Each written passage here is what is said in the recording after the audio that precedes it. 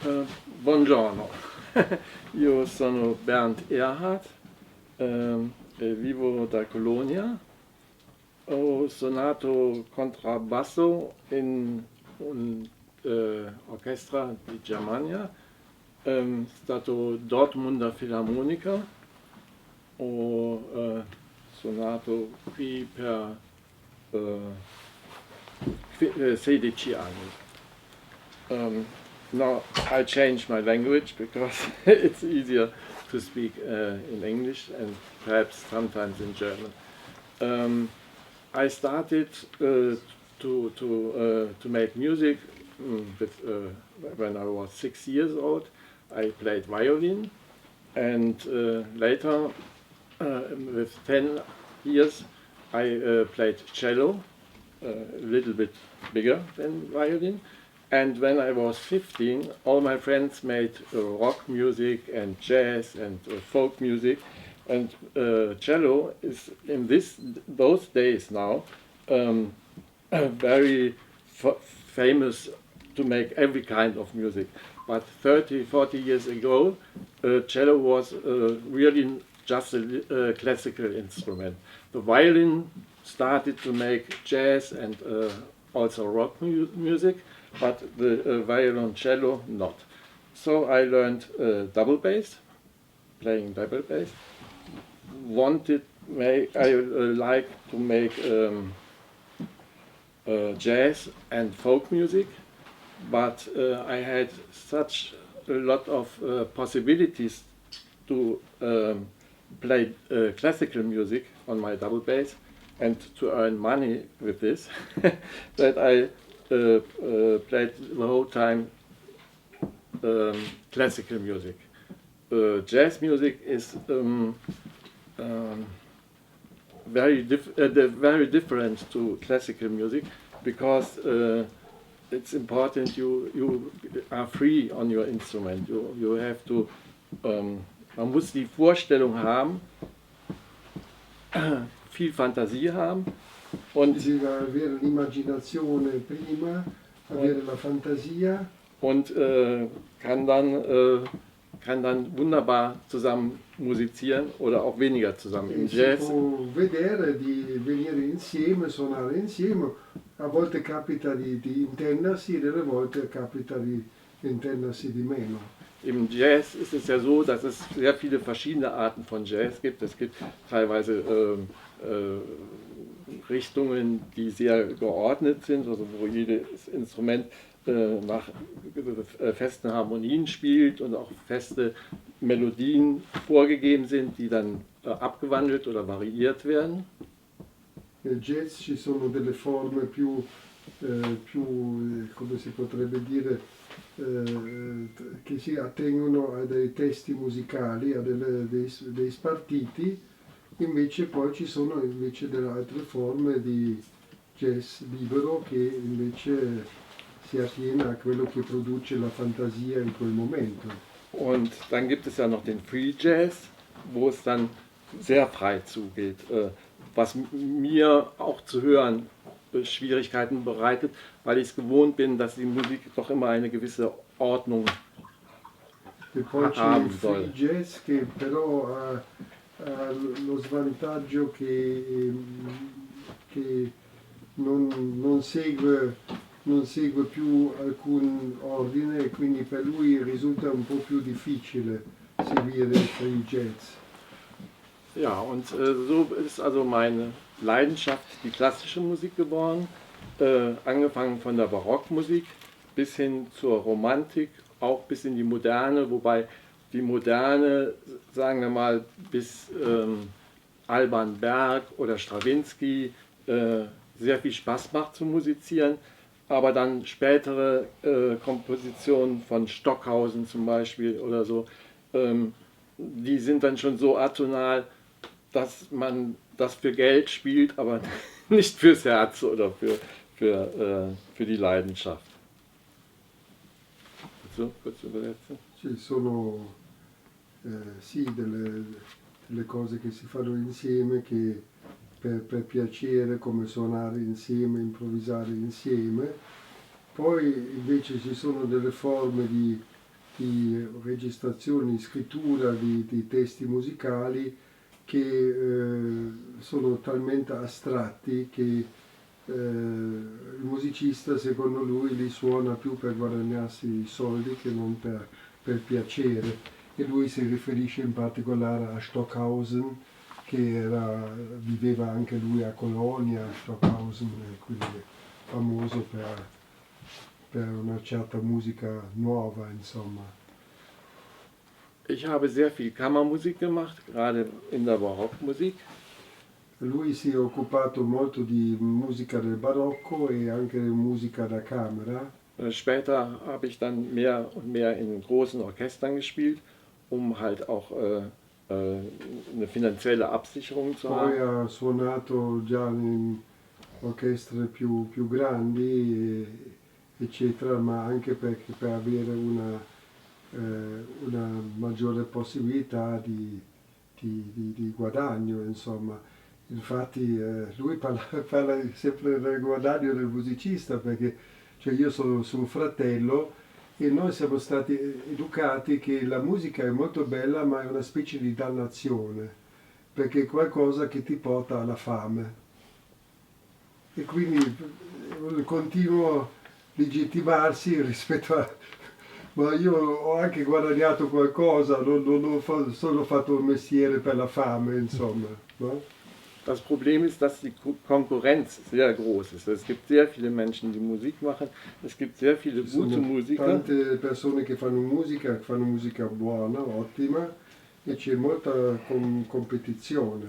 Und letztendlich muss man ab einem gewissen Punkt manchmal den Idealismus ein wenig nach hinten stellen und gucken, wo man auch die besten Chancen hat, Spaß zu haben an der Musik, dass man gefordert wird. E bisogna trovare delle considerazioni che uno ha una gioia, deve essere la musica, che uno... Und dass man natürlich auch eventuell eine Absicherung hat. Also, e che bisogna anche avere una sicurezza, bisogna anche vivere con i piedi per terra. ich habe zwei Brüder, die freiberuflich sind, das heißt, sie spielen, jedes Engagement wird einzeln verhandelt und da gibt es Zeiten, wo sie sehr gut zu tun haben. Sie haben auch die Möglichkeit, sich selber sehr einzubringen, aber es gibt auch Zeiten, wo man weniger Aufträge hat und die Altersversorgung ist auch nicht so gut. Avevo due altri fratelli che sono libero professionisti e che hanno ovviamente una maggiore possibilità di dare una impronta a quello che fanno, perché loro riescono a fare tante cose interessanti, nuove, però appunto ci sono degli ingaggi, poi dopo magari ci sono dei periodi senza ingaggi e così non è una vita facile. Und in meinem Falle war es ein guter Entschluss, weil ich mit 34 Jahren an Parkinson erkrankt bin. E poi nel suo caso è stata una decisione buona di andare in una di queste orchestre classiche, perché poi a 34 anni si è ammalato di nuovo di Parkinson. Und damit konnte ich noch 8 Jahre arbeiten, aber dann ging es nicht mehr. E con quello ha potuto ancora lavorare per 8 anni, ma poi dopo ha rinunciato. Das ist jetzt über 20 Jahre her und ich kann noch spielen, also die Mobilität ist noch da, nur die Ausdauer. E da 20 anni da. che praticamente non suona più, però continua a riuscire a suonare tutto, solo che non riesce più a fare 2 o 3 ore, fa dei brevi passaggi e quelli li può fare. Und durch diese Absicherung bekomme ich jetzt eine Rente, von der ich gut leben kann. E così lui ha una pensione, insomma, con la quale riesce a vivere, riesce anche a venirmi a trovare a Olbia. Und das ist eine gute Errungenschaft, dass das mittlerweile so ist, weil es war vor 60, 70 Jahren war das noch nicht so. Ne? Dass es diese Möglichkeit gab. Ne? Damals war man dann verarmt. Wenn man krank wurde, war man verarmt. Ne? Quando uno si ammalava, 40-60 anni fa, diventava povero. E quindi Jetzt möchte ich noch kurz erzählen, warum ich so gerne Kontrabass gespielt habe. E mi piacerebbe dire perché mi è piaciuto così il contrabbasso, perché mi è piaciuto tanto. Der Kontrabass ist immer das Fundament der Musik. Perché sono le fondamenta della musica. Und wenn ich Musik höre, höre ich auch immer vom Bass aus. Quando lui ascolta la musica la sente dal basso. Und von dort aus, wenn man das gewohnt ist zu hören, hört man auch am besten die Harmonien und auch die Melodien, wie sie zueinander E da stehen. lì si sentono bene come si rapportano le melodie, le armonie insieme da quella visuale dal basso. Und da wir im Kontrabass meistens längere Noten spielen und nicht so viel schnelle Noten, können wir uns auch neben dem Musizieren gut auf die anderen Stimmen konzentrieren, E was visto Spaß che macht. come contrabbassisti noi suoniamo poche note, perché sono delle note più lunghe, riusciamo anche un po' occuparci di capire l'insieme della musica che sta avvenendo, mentre gli altri violini magari sono veloci, non corrono, il contrabbasso tiene il ritmo, tiene la... Genau. Und was mir immer wichtig war, war das Zusammenspiel. Und das ist, glaube ich, auch.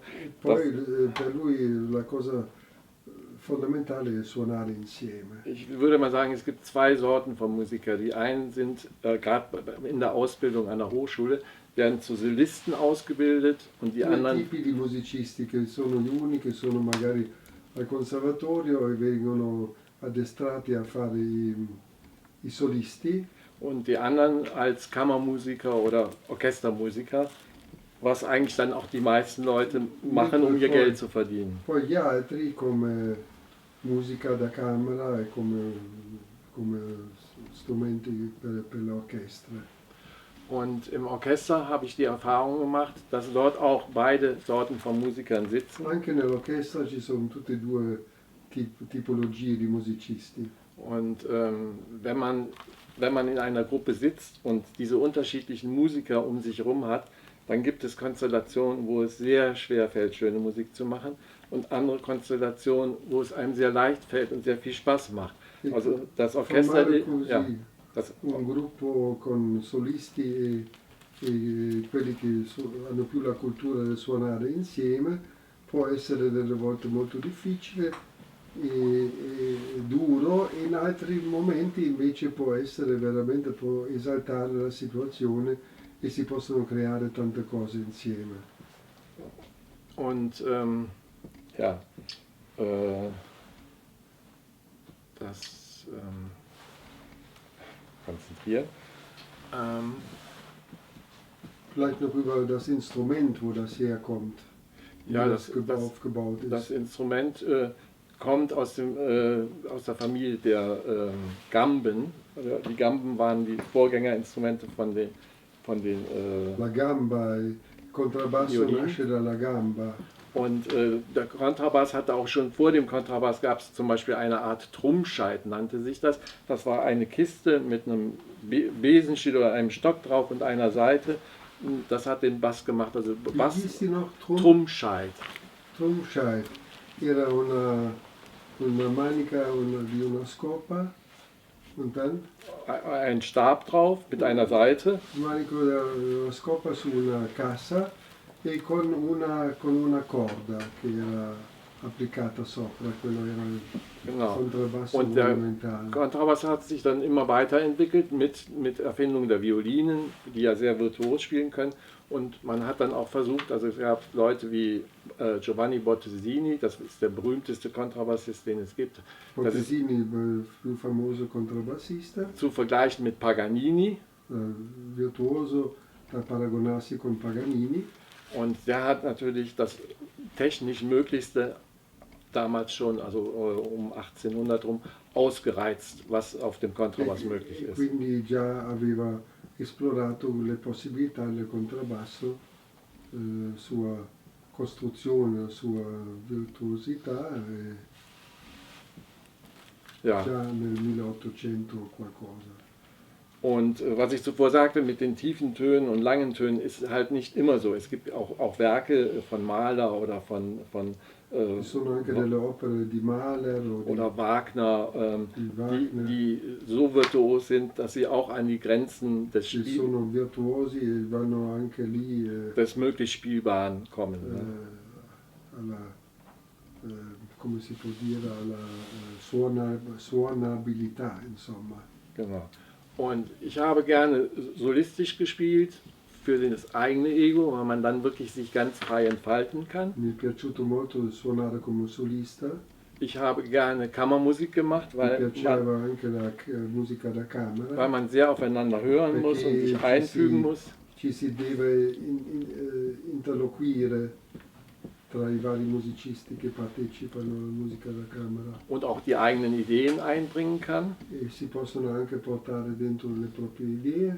Und im Orchester zu spielen ist einfach ein großartiges Erlebnis, wenn man mit 100 Musikern eine Mahler-Sinfonie spielt oder E con 100 musicisti suonare una sinfonia di Mahler, che a lui è sempre piaciuto, und das Größte für mich waren eigentlich die Opern, oppure anche la lirica che è piaciuto. weil dort wirklich alles miteinander vereint ist. Dort ist die Musik, Perché der dice Gesang, musica, il canto, das Schauspielerische il teatro, bis hin zum